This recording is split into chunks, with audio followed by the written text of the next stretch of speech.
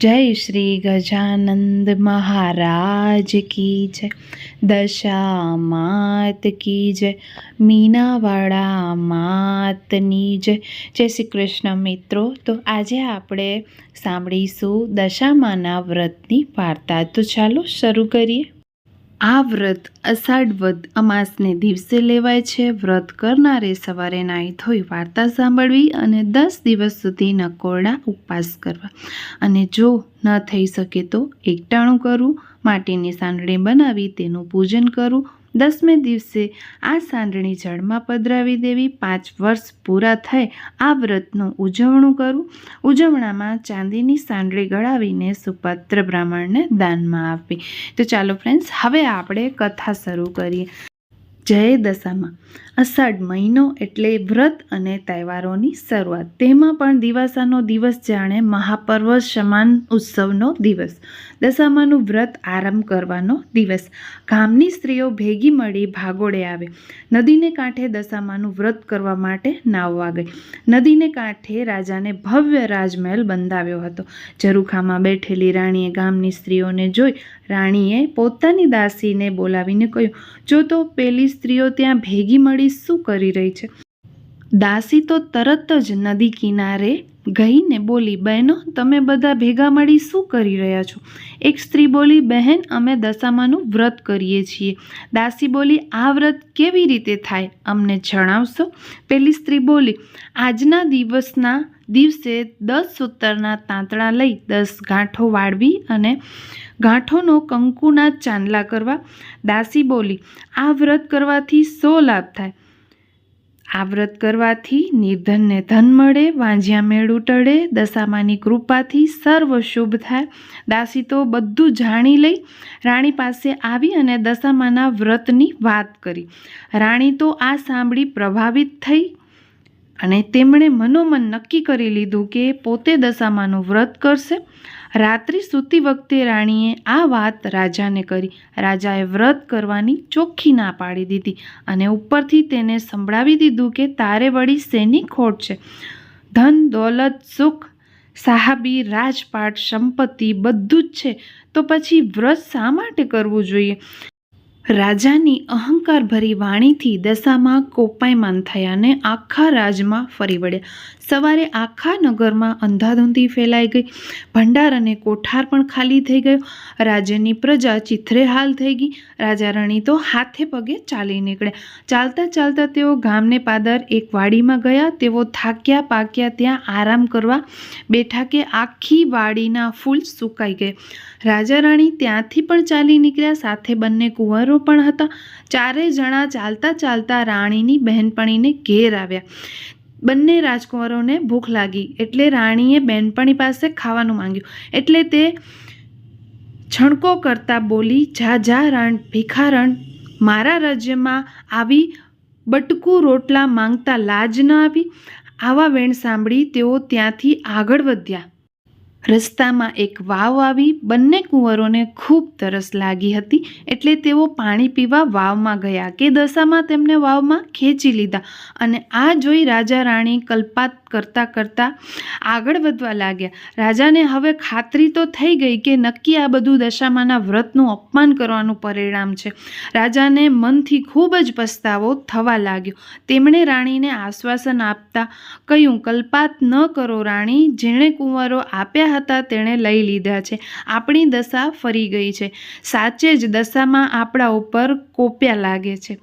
તેઓ કલ્પાત કરતા કરતા આગળ વધ્યા। રાજાની બહેનનું ગામ આવ્યું। રાજાએ પોતાની બહેનને સમાચાર મોકલાવ્યા અને પોતે ગામને પાદરે મુકામ કર્યો। બહેનને સંદેશો મળતા તેને લાગ્યું કે જરૂર ભાઈને કોઈ દુઃખ પડ્યું છે, નહીંતર હાથી ઘોડા અને રથ વગર તેઓ આવે જ નહીં। આમ વિચારી બહેને સુખડી બનાવી। માટલીમાં સુખડી તથા સોનાનું સાંકડું મૂકી પોતાના ભાઈને મોકલાવ્યું। રાજાને માટલું મળ્યું। માટલું ખોલીને જોયું તો સુખડીની જગ્યાએ ઠીકરાના ટુકડા થઈ ગયા અને સાંકડાનો સાપ થઈ ગયો। આ જોઈ રાજા વિચારમાં પડી ગયો। તેને થયું કે પોતાની સગી મા જણી બહેન પોતાના ભાઈને મારી નાખવા તો ન ઈચ્છતી હોય, જરૂર આ દશામાનો કોપ જ છે.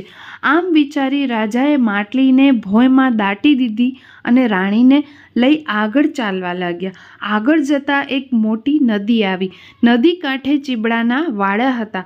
રાણીએ ખેડૂતને કહ્યું, ભાઈ, અમને ખૂબ જ ભૂખ લાગી છે, એક ચીબડું ખાવા આપો તો સારું. ખેડૂતે તેમને એક ચીબડું તોડીને આપ્યું. રાજા રાણીને નિયમ હતો કે સૂર્યનારાયણ અસ્ત થયા પછી ખાવું નહીં. તેથી રાણીએ ચીબડું સાલામાં સાતડી દઈ સૂઈ ગયા. એવામાં સૈનિકો આવ્યા.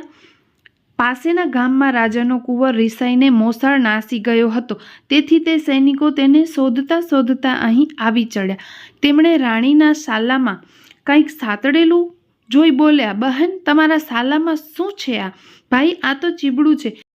તો સૈનિકોએ તેને બહાર કાઢી બતાવવા કહ્યું. રાણીએ તો સાલામાંથી ચીબડું બહાર કાઢ્યું, પણ દશામાના કોપે તે ચીબડું કુંવરનું માથું બની ગયું. આથી સિપાહીઓ ખૂબ જ ગુસ્સે થઈ ગયા અને બોલ્યા, તમે રાજાના કુંવરને મારી નાખ્યો છે. આમ બોલી તેમને દોરડાથી બાંધી પોતાના રાજા પાસે લઈ ગયા અને રાજાએ પણ ગુસ્સે થઈ વગર વિચારે તેમને કેદખાનામાં પૂરી દીધા. આમ રાજા રાણી જેલમાં દુઃખના દિવસો પસાર કરવા લાગ્યા. સમય જતાં વાર લાગતી નથી. એવામાં અષાઢ મહિનો આવ્યો અને દશામાનો દિવસ આવ્યો. રાણીને થયું કે રાજાએ દશામાનું અપમાન કર્યું છે, તેથી અમારી આવી દશા થઈ ગઈ છે. એટલે રાણીએ કારાવાસમાં દશામાનું વ્રત કરવાનું શરૂ કર્યું. તેણે 10 દિવસ સુધી નકોરડા ઉપવાસ કર્યા અને 10મે દિવસે માટીની સાંડળી બનાવી પૂજા કરી અને માની સ્તુતિ કરી. રાણીની ભક્તિ જોઈ દશામાં તેના ઉપર પ્રસન્ન થયા. આથી તેઓ નગરના રાજાના સ્વપ્નમાં આવી બોલ્યા, હે રાજન, તું આ રાજા રાણીને વગર વાંકે કારાવાસમાં પૂર્યા છે, તો તેમને છોડી દે. તારો કુંવર સવારે ઘેર આવી જશે. સવાર થતાં જ રાજાએ ઉઠીને જોયું તો કુંવર ઘેર આવી ગયો હતો. આથી રાજાએ જાતે જ જઈ પેલા રાજા રાણીને કેદમાંથી મુક્ત કર્યા અને તેમની માફી માંગી. પછી સારા વસ્ત્ર પહેરાવી તેમને માનપાન સાથે વિદાય કર્યા. હવે રાજા રાણીને લાગ્યું કે આપણી વળતી દશા લાગે છે, ચાલો આપણે ઘેર જઈએ. તેઓ ચાલતા ચાલતા બહેનને ગામે પાદરે આવ્યા. રાજાએ ત્યાં જઈ પેલી માટલી ખોદીને કાઢી અને ઉગાડીને જોયું તો તેમાં સરસ મજાની સુખડી અને સોનાનું સાંકડું હતું. દશામાં રાજાના બંને કુંવરને લઈ ઊભા હતા. રાજા રાણી આવ્યા એટલે તેમના કુંવર તેમને સોંપી દીધા. દશામાં પોતાના અસલ સ્વરૂપમાં પ્રગટ થઈને આશીર્વાદ આપતા કહ્યું, હવે તમારી વળતી દશા થઈ છે, તો તમે વ્રતનો મહિમા સમજો અને રાજ્ય સંભાળી લો.